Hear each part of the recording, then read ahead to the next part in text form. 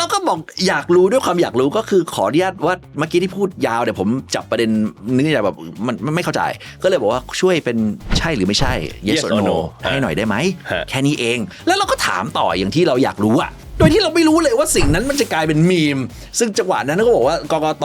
มีปัญหากับ2เต้ตอนนั้นคือเต้มงคลกิจกับเต้สุบจนอะไรเต้ไทยรัฐเราก็แบบก็ไม่ได้ตั้งใจขออภัยถ้าไปล่วงเกินใครอะไรอย่างเงี้ย and one of the first topics one of the first issues that was raised at that time should we or should we not bury the unidentified bodies that were washed up from the tsunami. People will still be people. If you could understand that that's the nature of people and if you would accept people as they are. So I think if you can change other people, maybe change the way you see things and at least today you'll be happier in life.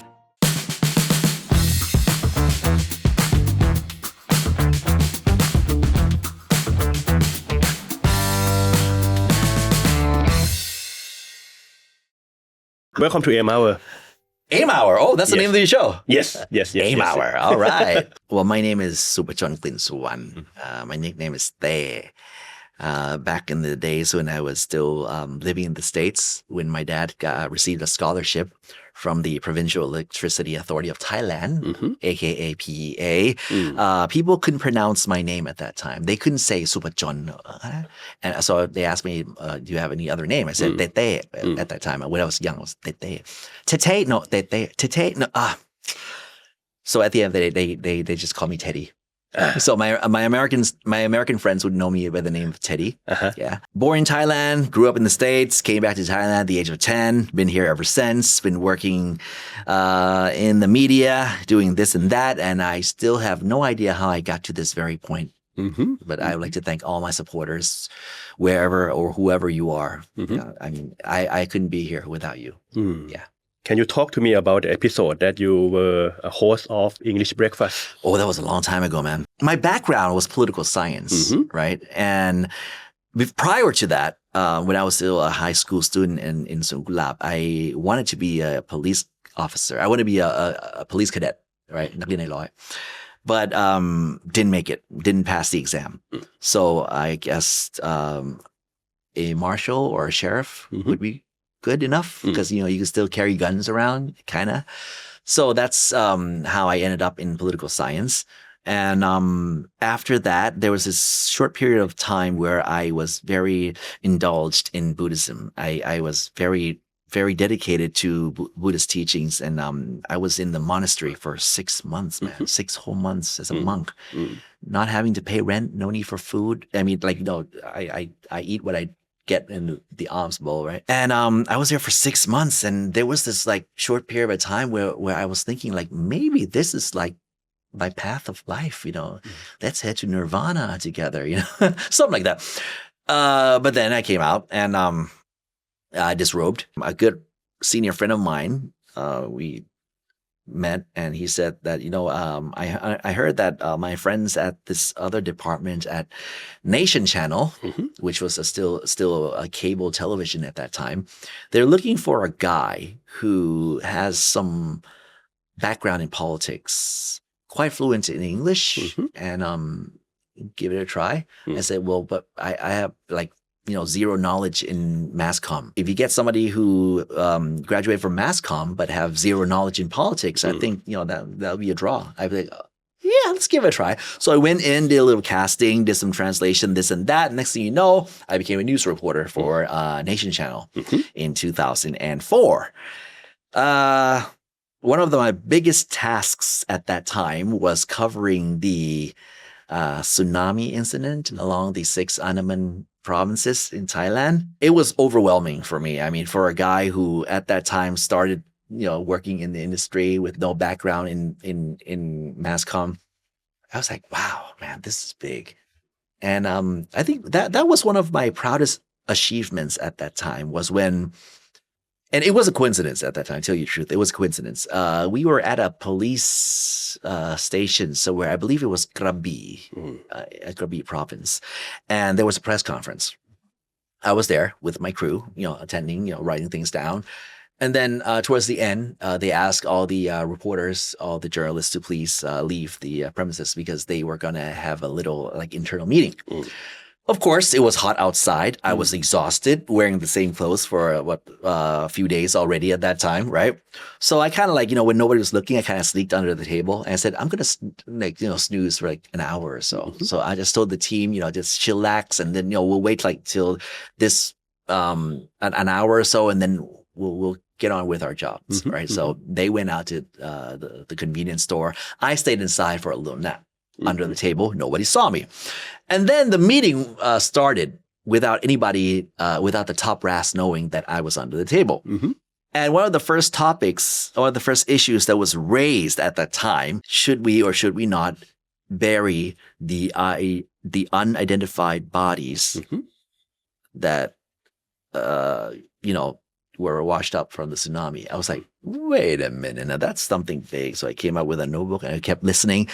And that was a proposal from people who are concerned of public health and people who are concerned with, lots of things. But of course, there were those who were against this idea because if you bury these corpses, you will unlikely be able to identify them ever again. Right. So I got that, I called back the office and said, this is what happened. So I could say that I was the first, if not one of the first journalists who kind of, caught wind of the story and reported back to headquarters. And wham, next thing you know, Ma Pontip was like, you can't do that. That's not right. And it kind of stirred up a little something. And at the end of the day, they kept the corpses for another, 6 months or a year before at the end of the day, they had to, still bury them anyway. But yeah, it was coincidence at that time. Moved around from Nation to ITV. And 8 months after day one, the channel went out of business. Yeah. Once again, laid off for the second time before the age of 25. Started working at this TV station called Thai PBS. Yeah. At that time was very new. Today we all know what Thai PBS is. That was when the big boss of Thai PBS at that time, Mr. Tep Chai Yong, a very respected figure in the Thai media and one of my mentors, went up to his room, said, Pisil, that's his nickname, Pisil, got an idea. Let's do something fun. I want to teach English on TV. He said, okay, fine. I give you 5 minutes, Monday to Friday at 5:55 on the dot, just 5 minutes before the evening news starts. I said, all right, let's do it. So I went, asked my friend, picked his brain, and he's like, he said, he's 16 years older than me. He said, well, you know what? I don't think I'm fit to be in front of the camera, but I think my son would be interested, which is Patrick, my co-host from English Breakfast, right? And at the end of the day, we got a 25-minute slot on a Saturday morning, and we called it English Breakfast. Yeah, I mean, it was quite a bit of a struggle during the first few weeks or even months because, there were programs which were already prominent with their fan base on, weekend and during the weekend mornings there already, right? So, as a newcomer and coming as edutainment would be a bit difficult to, pull in the crowd.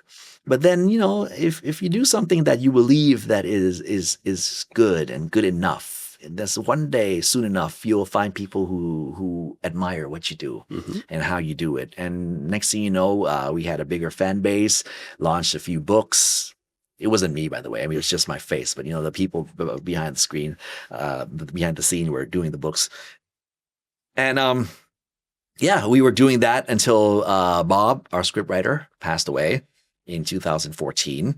They came back again we came back and did another version of English Breakfast in 2018, did it for like another 6 months, I think. And then it was, the end to all that. And just last year, I started working with Thai Rat. Thai Rat Online. My position here is the host and senior content creator for Thai Rat Online. And that was like 3 days after Thailand and Cambodia went at war. Yeah, when we were at war on the 24th, I started on the 27th of July, and yeah, been working with these kind people at Thai Rats down the road for quite a number of months now, and it's good, it's fun. แต่ว่าเดี๋ยวก่อนนะทั้งหมดที่เล่ามามันมีช็อตหนึ่งที่คนยุคเนี้ยเพิ่งมารู้จักพี่เต้บางส่วนนะก็คือช็อตที่ไปถามกกต.ถูกไหม ใช่ใช่ใช่ใช่ที่มาที่ไปเป็นยังไงครับแล้วก็รู้สึกเลยไหมว่าตัวเองเหมือนแบบรีบอร์นใหม่เลยอะคือมันก็โดยที่ไม่ได้ตั้งใจนะเอาจริงพอวันนั้นหลังเลือกตั้งเสร็จเนี่ยก็มีประเด็นเรื่องบาร์โค้ดเนาะครับตอนนั้นนี่ก็คือเขาก็จัดแถลงข่าวเลยว่าเขาจะแถลงข่าวเรื่องบาร์โค้ดที่ปรากฏอยู่ในสื่อโซเชียลมีเดียซึ่งไอ้น้องคนที่เขาจะไปทำให้กับทีมสดไทยรัฐเนี่ยนะฮะไลฟ์วันนั้นเขาไม่สบายทางทีมงานเลยให้พี่เต้ไปได้ไหมกกต.แล้วได้ครับไปได้ก็ฟังแถลงอยู่พักหนึ่งครับเรื่องนี้ไอ้เราก็ด้วยความสัตย์จริงคือถามตัวเองว่าที่เขาพูดมาแล้วเราไม่เข้าใจเนี่ยคือกูโง่ใช่ไหมวะหรือว่าเขายังไงนะก็เลยรวบรวมมาบอกว่าโอเคก็ถามเขาตรงๆตามสิ่งที่เราอยากรู้อะบอกสวัสดีครับ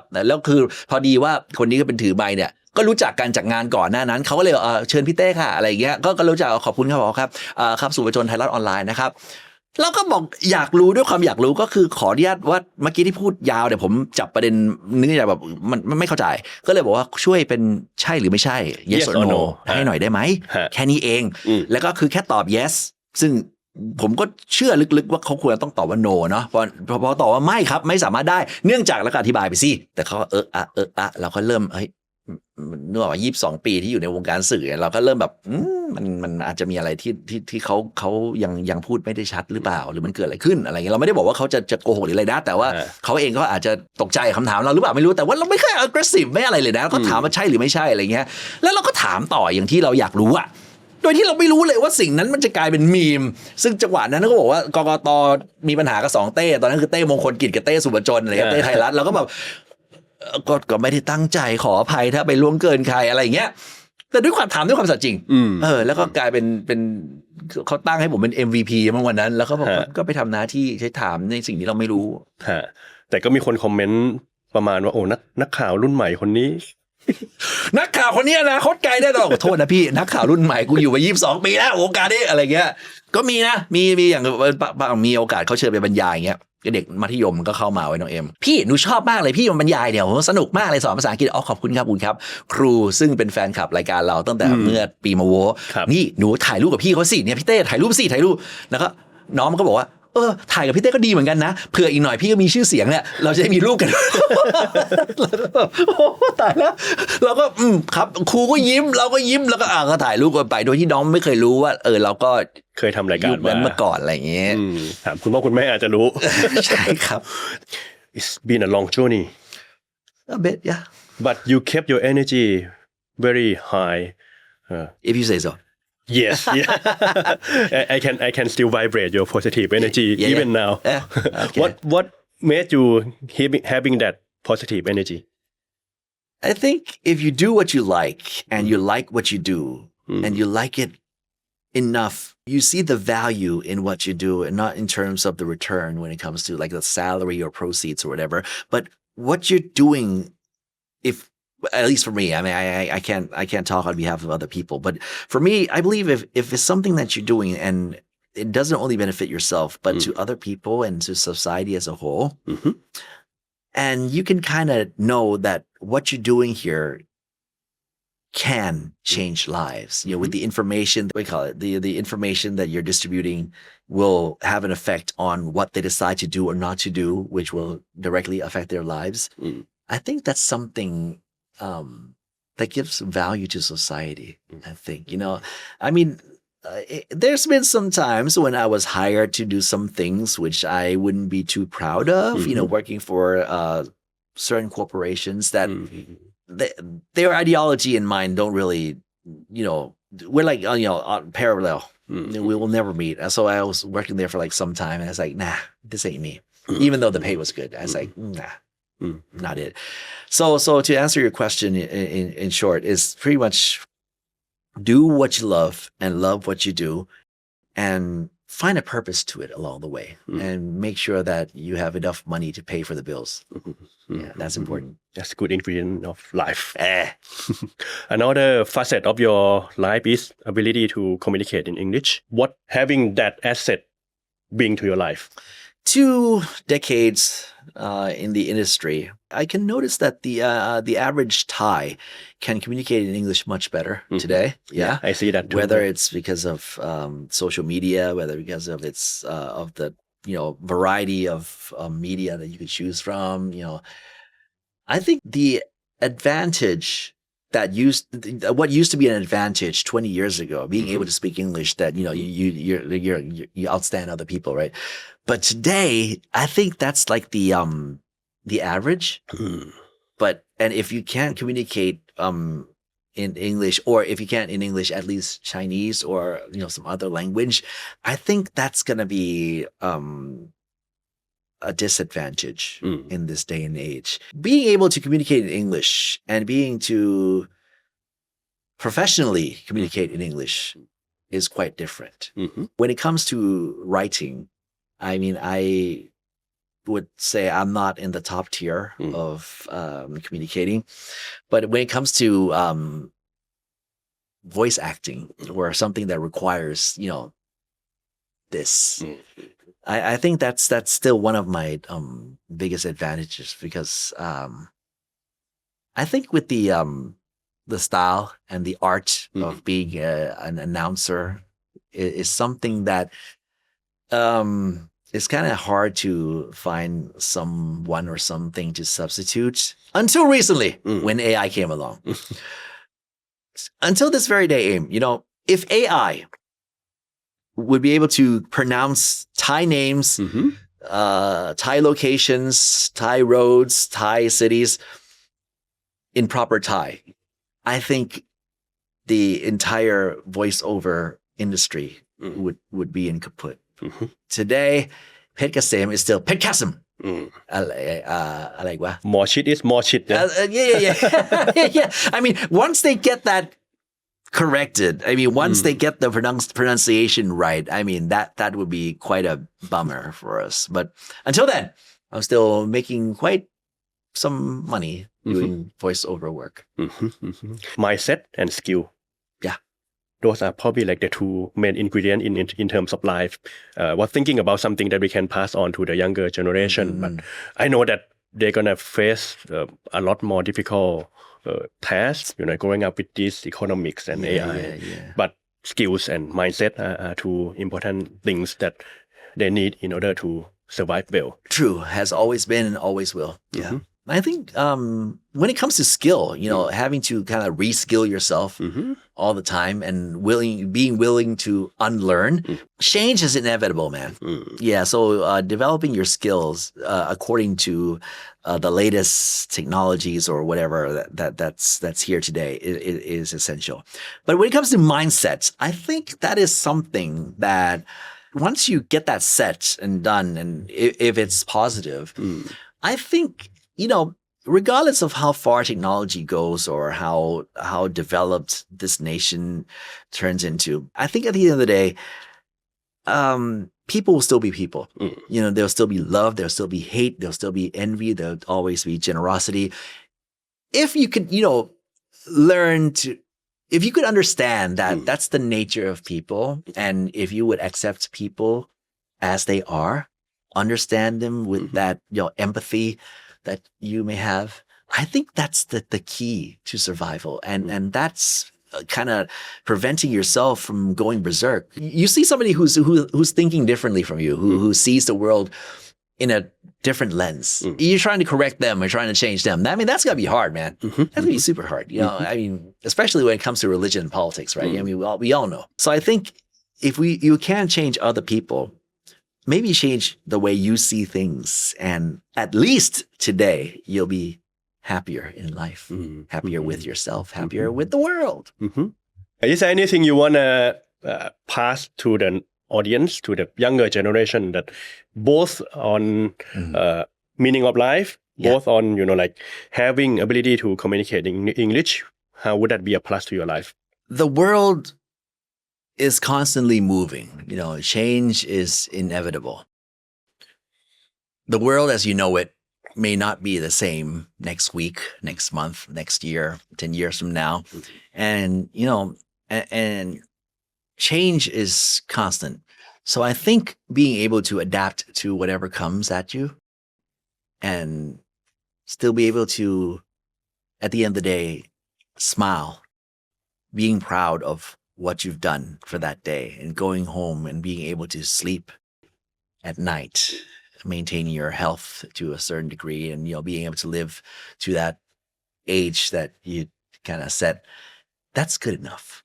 I think that's good enough. And be happy with every day that goes by and give it forward, I think. Yeah, I think if you would be able to, along the way, not only survive, but also help other people, I think sooner or later, these favors will come back to you. And especially when it counts, when the time comes, when you're desperate and in need of help or assistance, and people who you have supported in the past just raised their hands and said, hey, I'm here. I mean, that's like the beauty of humanity. But, you know, you got to be nice to people before they be nice to you. You got to help people before they help you out. So I think that's one thing that I want to leave on this table before we say goodbye. Just be nice, be kind, and hopefully the world will be kind to you as well. I hope there will be another chance that I get to talk to you more. Let's do it. ขอบคุณครับพี่เต้ ขอบคุณครับ